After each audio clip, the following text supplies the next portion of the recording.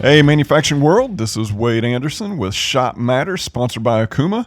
This podcast is intended to talk about all things manufacturing related.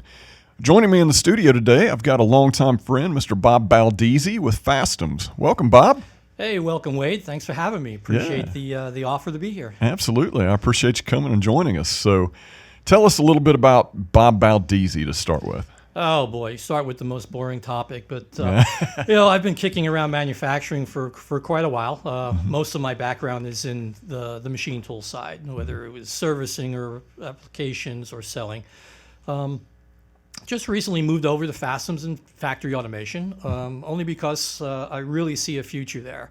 I think that's where this industry is moving towards, things like Industry 4.0 and getting the most amount of data out of your manufacturing cells is the future for manufacturing. So happy I made the move and look forward to talking about it. All right. So tell us, you kind of opened the door right to it. So tell us a little bit about Fastems. Who is Fastems as a company and what's your core strength?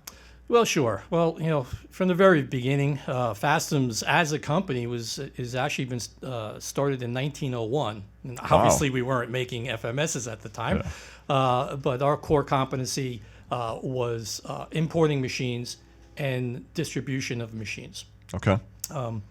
And did that for quite a number of years under various names, other than Fastems. An old friend of mine told me a long time ago that markets make business. And our leadership at the time in the early 80s now started looking at what turned into FMS. And in 1982, we started and produced our first FMS system, which, oh, by the way, 38 years later is still running. Okay. So from that point till now, that is really where we've focused on. To me, the terminology FMS is kind of a bucket. So define that. We use that a lot. You know, everybody from, especially on the Okuma side of things, FMS, we know exactly what that means. Right. But just in case people out there don't, what is FMS? Well, FMS really stands for Flexible Manufacturing System. So it's the ability to feed a metal cutting machine various parts at various times on demand. Okay. Over and above the standard capabilities of the machine tool. So that's really where we focus on. But Fastems as a company also has a wide portfolio of products besides the typical FMS. So whether it's load handling, a robotic arm in front of a lathe, to robotic finishing cells, to robots on a rail that can access various different types of machines, whether they're machine tools or wash machines or CMMs. Right. That's what we do. Okay. So I always like your logo, 8760. 8760. 8760. What does that mean? Yes, that's the question I get everywhere I go. What in the world is that? What is 8760 Fastems? Well, sometimes I think it's our combined IQ because we've got a lot of talented guys, not including myself. But 8760 is the number of hours in a year. And our goal is to help your company enhance their spindle utilization and capability to maximize the number of hours that machine is running. And ultimately the goal is 8760. It's somewhat impossible with maintenance and things of that nature, but always a goal. Yeah. I think that's an important thing to distinguish is the goal. Obviously, we both know Larry Schwartz really well, and many years ago, Larry gave a riveting presentation, big speech, and he talked about how every manufacturer should have a goal of zero downtime, changeover time, sorry. So, where most people are looking at changeover time in hours or at least in minutes, he's saying your goal should be zero. And people are like, it's impossible. You can never get there. Yeah, but just think, if that's your goal, how close can you get? The single minute exchange of dies, that whole concept, people thought that was outlandish back in the day. And now they change dies out in seconds. So if you don't have that goal of virtually zero, you're never going to know what could you actually accomplish. Yeah, and that's an interesting point, Wade, because it brings us to where we are now, right? With current manufacturing with CNC machining centers, whether it's a vertical or a horizontal or whatever it is, each one of them brings with it an average spindle utilization time. And there are some people that are quite shocked about how low they actually are. Yeah. Industry standard for vertical is in the 30s, 30% spindle utilization. If with a horizontal, you're doing good if you're in 65, even though you have the ability to load and unload while the machine is running. People just don't have the infrastructure to maintain that. There's always something in the way of that operator making that happen. Yeah. And sometimes I get into these compelling discussions with end users that, no, that's no way. It's that low. We've got this horizontal and it does everything. And then they start doing some research, all these controls, and including the OSP, which really pioneered it, of giving you Mac machine management type, or as you call MacMan. MacMan, yeah. Yeah. Information, and they go and they look at that screen. They go, "Oh, wow, yeah, we really suck." Yeah. And We're not where we thought we were. Exactly, and then that brings up where Fastems comes to the table. Yeah. Okay. So I've always known Fastems. Primarily, you always think about how certain words put an image in your head, right? So a lot of times people, when you hear the word Okuma, you kind of think lathe. That was kind of what our bread and butter was early on, even though now we sell 51% mills versus lathes. But when I think Fastems, I think rows of horizontals on a big rack system, right? So what would you say, what is your bread and butter? What's your core competency? What's the bulk of what you do? Yeah, that's an interesting question, and yeah, I tend to agree with you that people would associate Fastems with some box with some pallet storage in front of a bunch of horizontals, and we do that well, and that's a common product for us. Right. But what we're seeing now in the last several years is manufacturers looking outside of that box, so to speak, and saying, that's all well and good, but we have a product. Maybe it's a rotating aerospace component or something of that nature, and it gets machined, and then it goes out for some other type of process, and it comes back in, and then there's another process, and then it gets washed, and then it gets checked, and a typical box with pallets on it doesn't necessarily achieve those goals. So we're getting a lot of inquiries from larger companies who have products like that and say, how can we manage that part from cradle to grave, when the forging comes in the door to when it leaves and goes out to that engine manufacturer, just as an example. So how do I make my flexible manufacturing system more flexible? Exactly. Right. Exactly. And they're more interested in tracking it, which brings to mind Industry 4.0. And being able to get the data about that part at any given moment throughout the process. Okay.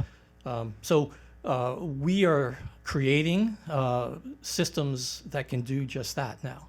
So that incorporate tool management, that incorporate wash stations, CMM stations, can track the part even when it leaves the cell, and then when it comes back, and then send all that data back to the customer's ERP system. Wow. So it's getting a bit more complex. So it's much more integrated than just automation on the factory floor. It's automating the entire process. Exactly. Okay. Exactly. Now we still love our bread and butter customers who want to have a series of pallets at their beck and call, and just bring them in and take them out whenever they need to. And customers want to do that for two reasons, really. One is for maybe overnight manufacturing, right? They want to get that spindle utilization. They want to get that one operator but 3 shifts savings. Yep. Or we have guys who just want to have on demand, right? They want to be agile enough for their customer to be able to create a part and ship it in a small amount of time. So we have guys, customers who will just put their fixtures up on our system for on demand.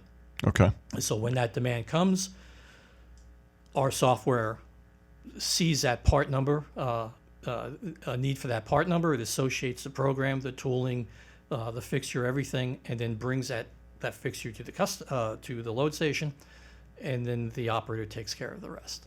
So eliminating a lot of your changeover time. Exactly. So if you just had a 2 APC standing there by itself, you'd be stripping a pallet, a fixture off of the machine, resetting it up. In this way, you're setting it up one time, then putting it into the system, then having a recall of it whenever that job comes back around. Exactly. Okay. And that's where we start getting higher and closer to that 8760. Okay. Yeah. Yeah, very interesting. Yeah. So I always think in terms of, again, horizontals, horizontal machining centers, pallets tied into things. But you mentioned you're doing a lot more than just horizontals, right? You're looking at 5-axis verticals, lathes, things of that nature.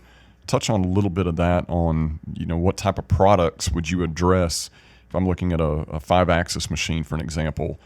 What products would I be looking at that would be feeding multiple 5-axis machines instead of a traditional horizontal type setup? Yeah, that's again a good point. As a machine tool guy, you know where the growth is as far as machine tools are concerned, and that's multifunction lathes and 5-axis machining centers. Yep. Those are the two single largest areas of growth. Always a need for a vertical, always a need for a horizontal, but people are starting to see that being able to process as much of the part as possible in one clamping is the way to go. Yeah. So we've adjusted along with that. So with that, we've developed a product that we call Robo FMS, and it's a robot on a rail, and it runs back and forth in a linear fashion in front of these machines. We have machines on both sides, or all 4 sides, depending on your configuration. Mm-hmm. And instead of the traditional horizontal machining pallet, we'll use a 0-point pallet, 0-point style pallet from various manufacturers.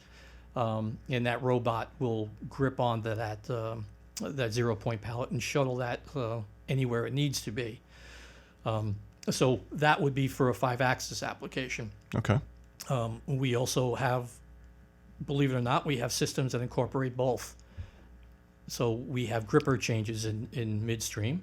So now we can grab and actually do part handling with that robot. So we go from 0-point fixture, park that, change to a gripper that now can grab a part, and then literally load that part into a multi function lathe. Right. So a good application of that, we've got customers that use horizontals for roughing, for an example. So maybe it's a titanium part, and they're hogging 40 cubes of titanium a minute, and 6K spindle, 1,000 Newton meter torque, and just hogging material out of it. Then they'll take that, move the roughed out part over to the 5-axis, where that's more high speed, agile, get to more sides of the part, and do all the finishing work on the 5-axis. So then you're not trying to stuff everything, all the operations into one machine. You've got different machines that are dedicated for different processes, but you're feeding both of them. Yep, exactly right. And one step further, that roughing machine could be a vertical, because again, we're using 0-point fixturing. Yep. So you could have maybe a little bit less of investment on the machine tool, or just bulk it up with spindle and capability for that roughing, without having the need for the pallet changer and things of that nature, and then move that along through the process. Okay. And our software keeps track of all that. We develop a route for the part, and say you start here, go there, and then come back. Yeah. And that route obviously never changes, because that's the part process. Okay. And that's tied to the programs, tied to the tooling, tied to the part number ultimately. So when I think of machining centers, if I'm going to automate it, a lot of times my head goes to redundancy. I need to have more capability than what I really need for one part, both to have a library to be able to pull from, but also have, if a tool breaks, have more tools, redundant tools to pull from. So if I buy a horizontal, that's somewhat locked in time. Maybe I bought a horizontal to begin with a small ATC on it. Then I want to look at adding an FMS system, something with multiple pallets, and now I need more redundant tools. A lot of times we start speccing machines around having maximum ATC capacity, putting big matrix magazines. It's got multi-hundred tools systems on it. You guys have ability to approach that from a different avenue, right?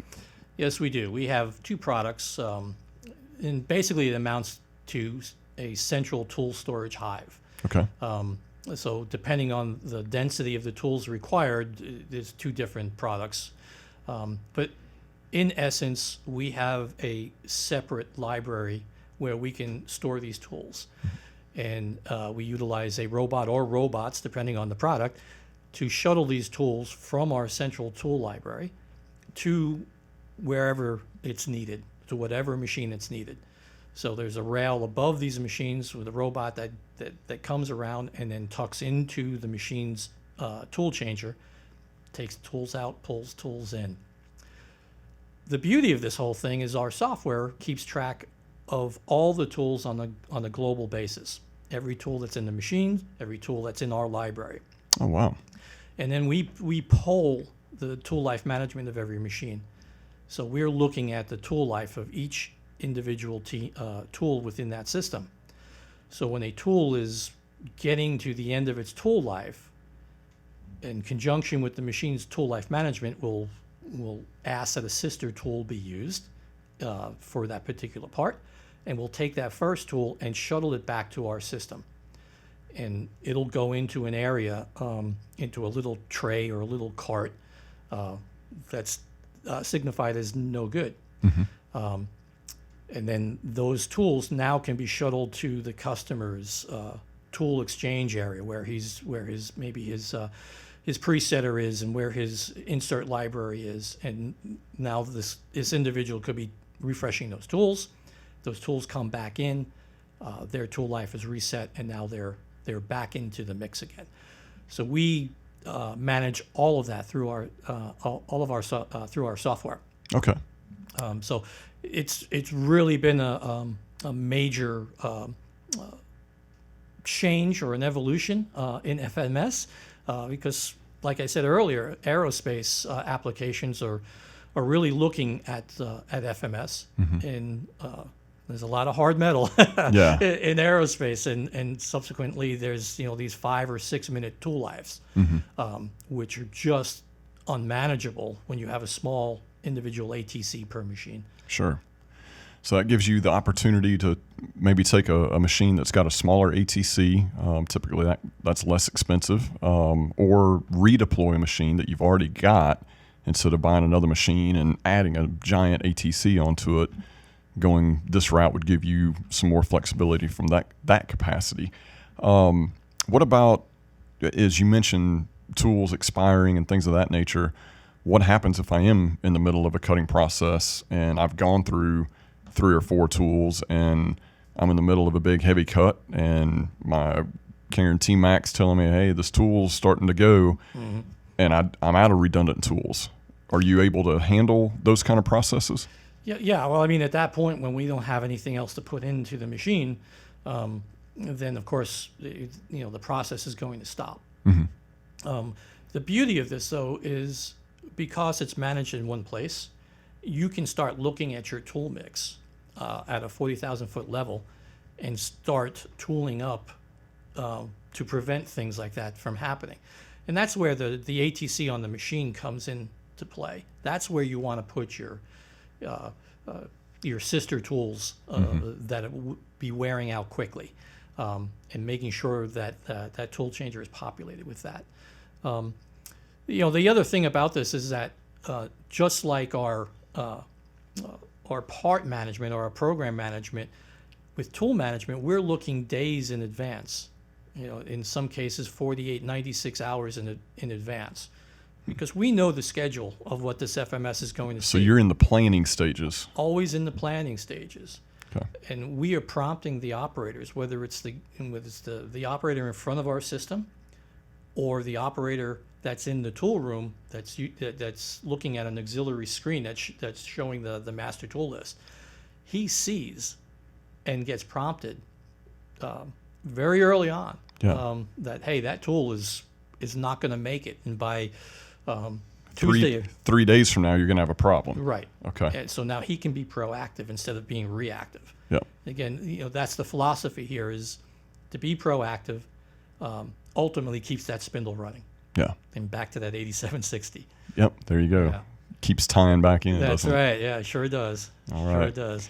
So you talked a little bit about Industry 4.0. Define that for Fastems. How, from a customer's perspective, look at it. If you're the shop owner or the production manager, what is Industry 4.0 going to do for me? Yeah, well, I know you've heard this phrase before, but when you have a shop full of CNCs, you have these islands of information. That there's a lot of information in there, but tough to get that information out. Yeah. Tough to use that information and cross it between machining centers, for example. With our MMS software, all the machines are known to each other. All the data that comes from the machines is known to us. So we know when there's an error that's occurring. We know the amount of spindle hours that each machine has in front of it. We can schedule downtime for preventative maintenance and things of that nature. And of course, we know the customer's needs, the manufacturing needs, what their schedule is, how many parts they need, when they need it. And so all that data now is available to our customers by reports. Okay. We can provide customized reports to our customers that show them exactly what's going on within the system, everything that we're working on, what the machines are working on, how many spindle hours each machine has, and what the percentage of the work is done at any given time. And then that gets fed back to their system, so they have data on all the parts that are on the floor without having some guy with a clipboard running around trying to find them. Right. We find that to be an appealing thing for our customers. They love data. They want to see what's going on. We could swamp them with data like the best of them, but it's customized. Yeah. Give them as much as they want or as little as they want. And then we also utilize screens like this that we can attach anywhere with predefined what we call widgets that just give on-the-fly data as far as what the system is doing. So what's important to your manufacturing process at that moment in time? So you could define that based on their needs. Yep. Okay. So we've got customers who use that as a rally point for during shift changes. They'll take a look and say, wow, the second shift beat the first shift out. We've got to do better, that type of thing. Or just some pertinent data that helps them during their shift meetings. Sure. So that's tying all that data together and providing it to our customers in a package that's useful to them. To us, that's what Industry 4.0 means. Okay. That's something I think is important, is to be able to package it based on the customer's needs. We talk about you just mentioned the OSPEP control. We can pull roughly 9,000 data points off that machine tool. Any Okuma machine with a P-series control, there's more data at your fingertips than you really know what to do with. And it's great. You can throw big numbers like that out. But what really matters, might be 4 data points, so the other 8,000 and some change doesn't really matter, but there's 4 that could really affect your future. Exactly. And those are the ones that you really want to focus your time and attention on. Exactly. And that's the catering to the data is the key. Yeah. I remember, the early days of mining those data points, and we had I remember Okuma customers who wanted everything, and the data dump was just astronomical. There was no way any human could go through that and make any sense to all those data points. And that's the point you're making. So with any system like that, we help our customers decide what's important for their application and pull those together and let them at it. All right. So if I am a customer looking at a machine and I want to look into an FMS system, what considerations do I need to account for? What should I be thinking about before I jump into a system like that? I'll tell you that there's two answers. There's an A and B to that question. The first or the easiest part is, what do you need to do to the machine tool? Mm-hmm. So virtually, every one of our partners has some sort of software to interface with an FMS system. Software and electrical interface. Yeah, I mean, Okuma's has been very robust for a very long time. There's no mystery to it. Mm-hmm. It's a matter of clicking off a couple of things on the option list, and away we go. And depending on our product, there may be some hardware that has to change, but relatively speaking, it's all understandable. And like I said, a couple of clicks off the old option list. From a holistic point of view, this is a conversation I have with my customers all the time.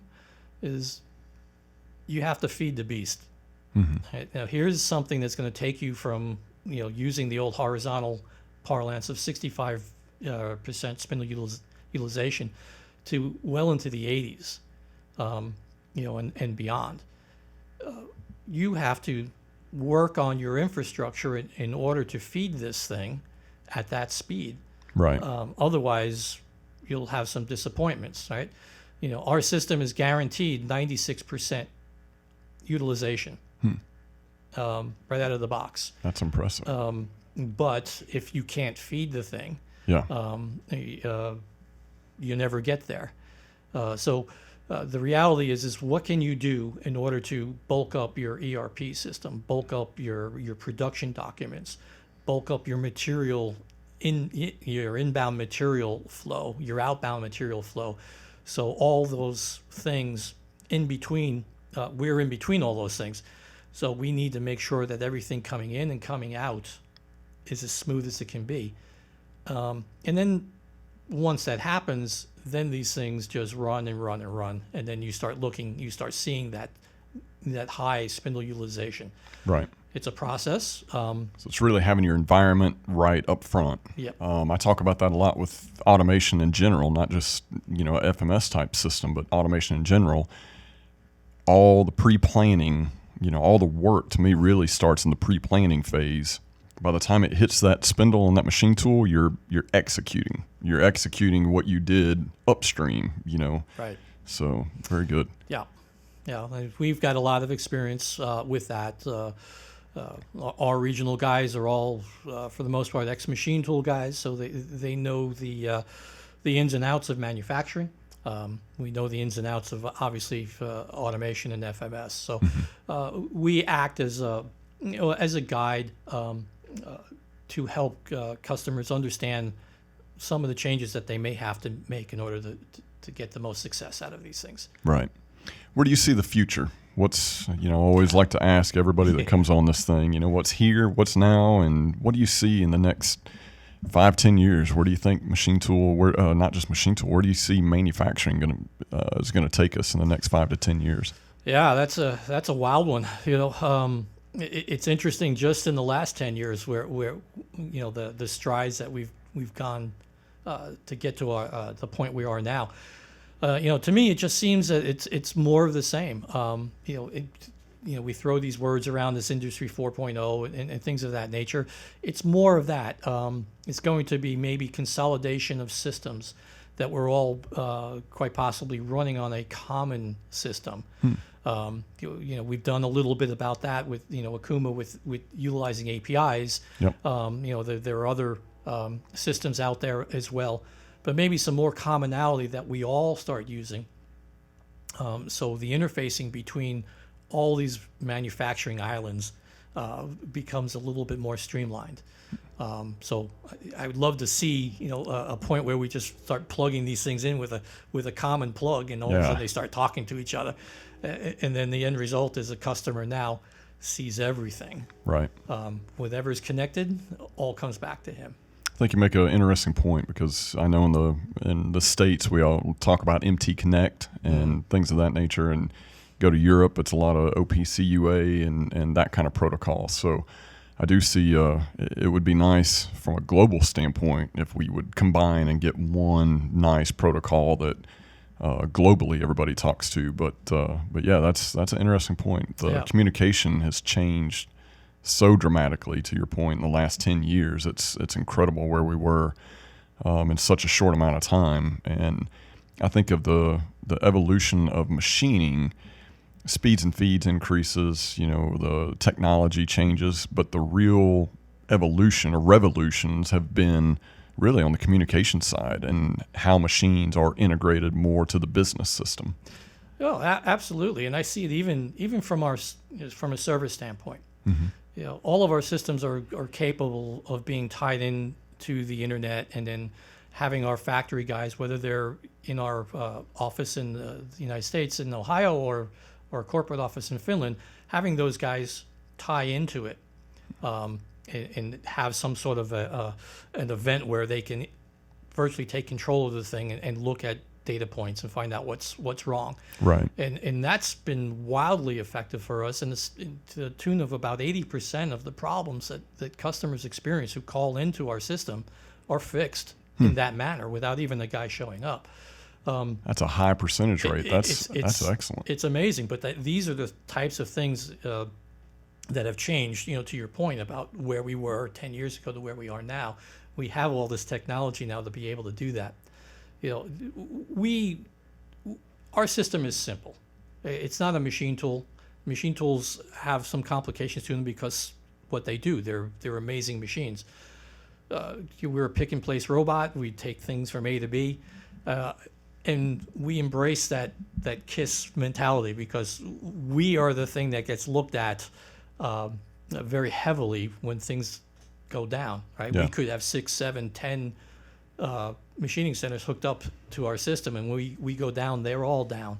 Right. So we really look at things, scrutinize things, try to keep it as simple as possible and as robust as possible, and that's got us to our point with this with that high percentage of fixes over the internet. Again, getting closer to your 8760, right? Well, again, now that you mention it, that's what it's all about. This logo continuously comes around in our circle. Yeah. Everything we do is tied to that. Yep.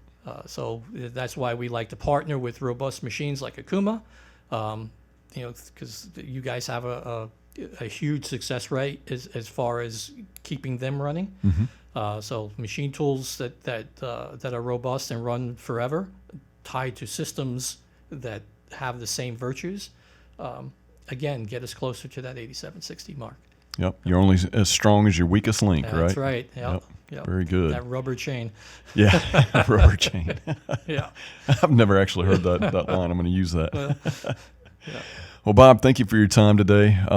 If people want to learn more about Fastems, how do they reach out to you? How do they find you guys?